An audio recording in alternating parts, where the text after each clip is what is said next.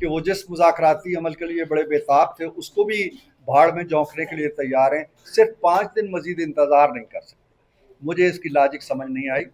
हम समझते हैं कि उन्हें अब भी रिकंसिडर करना चाहिए अगर उनके इख्तियार में है। अगर वो अपनी पार्टी के बानी की राय से हट के अपनी एक राय बना सकते हैं, अली गौहर साहब और हमारी कमेटी के उमर अयूब साहब जो उसके चेयरमैन हैं, सरबराह हैं, या दूसरे लीडर या कमेटी के अरकान, तो हमारी अपील होगी कि वो इस पे ज़रूर गौर करें और इस अमल को न छोड़ें। सियासत में जो मुज़ाकरात होते हैं ये जमहूरी अमल का हिस्सा होते हैं। अगर आपकी सियासी जमहूरी रवैयों के अंदर रहने और मुज़ाकरात करने की एक्सपर्टी नहीं है, किसी और चीज़ की एक्सपर्टी है, तो भी आप मुज़ाकरात की तरफ आए। तमाम तर मार्कों के बावजूद हमने बड़े सब्र तहम्मुल से इसको आगे बढ़ाया। आपने देखा है कि खान साहब की तरफ से सिविल नाफरमानी की कॉल चल रही है। वो बाहर के लोगों को, अपने पाकिस्तानियों को कह रहे हैं कि पैसे ना भेजो। हमने इसको पॉइंट नहीं बनाया, हमने इस पे तसादुम नहीं किया, हमने उनको एक बार भी नहीं कहा कि खान साहब को रोके। इन सारी मीटिंग्स के दौरान हमने पॉइंट आउट भी नहीं किया कि मुज़ाकरात आगे चलते।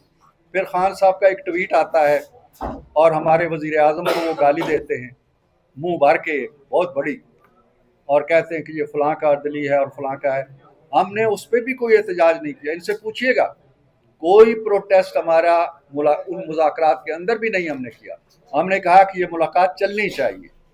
फिर एक दूसरा ट्वीट आता है जिस दिन खान साहब को सज़ा होती है, वो उनसे भी 2 हाथ आगे है, हमने उसको भी मौजू नहीं बनाया।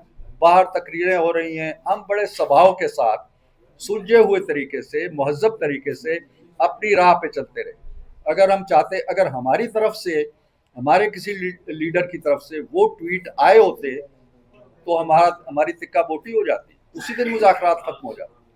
अगर हमारा कोई लीडर उस लीडर के बारे में उस तरह के अल्फाज इस्तेमाल करे, तो हम क्यों ये कर रहे थे? हम इसलिए कर रहे थे कि हम मुज़ाकरात को मुज़ाकरात की स्पिरिट के मुताबिक, जमहूरियत की स्पिरिट के मुताबिक, गिव एंड टेक की स्पिरिट के मुताबिक आगे बढ़ाना चाहते थे। अब आपने अचानक यकायक में ये पैगाम दे दिया है। मैं समझता हूँ कि उन्हें इसे रिकंसिडर करना चाहिए, और अगर ये फैसले इस फैसले पे पहुँच भी चुके हैं तो सिर्फ टीवी कैमरों तक ना रहें, हमें बाज़ाब्ता तौर पर जैसे उन्होंने पहले लिख के दिया था एक तहरीर दे दें कि जनाब आपने ये हमारे एतराज़ हैं, आपने हमारी बात नहीं मानी, हम मुज़ाकरात ख़त्म कर रहे हैं। एक तहरीर और दे दें जिस तरह पहले तहरीर दी हुई है, ताकि हम अपनी जो एक्सरसाइज कर रहे हैं उसके बारे में कोई फैसला कर लें। हमारी हमारी कमेटी कायम है, अब भी, आज भी कायम है। हम इस पे मज़ीद मिलेंगे, मुशावरत करेंगे। मैं तो ये पहला रद्द-ए-अमल, चूँकि आप सब लोगों की सवालात आ रहे थे, मैंने दे दिया है। एक बाज़ाब्ता रद्द-ए-अमल हमारी कमेटी के सातों अरकान, सातों जमातें मिलके इंशाअल्लाह ज़रूर देंगी। लेकिन मैं फिर उनसे ये इस ख्वाहिश का इज़हार करता हूँ कि वो इसको मुज़ाकरात से निकल के दरवाजे से बहुत दूर जाके पलट के आना बड़ा मुश्किल हो जाता है। इक़्तिदार का ताल्लुक है, सहाफ़ियों के हुकूक का ताल्लुक है, आज़ादी इज़हार राय का ताल्लुक है। इसके लिए हम लड़ेंगे, जिद्दोजहद करेंगे। लेकिन मैं एक चीज़ आपको, आप सब माशाअल्लाह अपने अपने इदारे के तहत या जिस भी अंदाज में है काम कर रहे हैं, और बड़ा एक्टिवली काम कर रहे हैं, मुश्किल हालात में काम कर रहे हैं।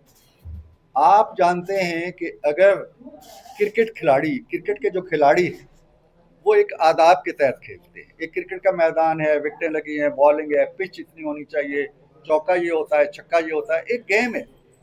अगर कोई एक फ्रीक गुल्ली डंडा खेलने लगता है और वो कहता है जी कि ये गुल्ली डंडा भी, इसको भी क्रिकेट तस्लीम करो, तो ये आपके हकूक पे डाका डालता है।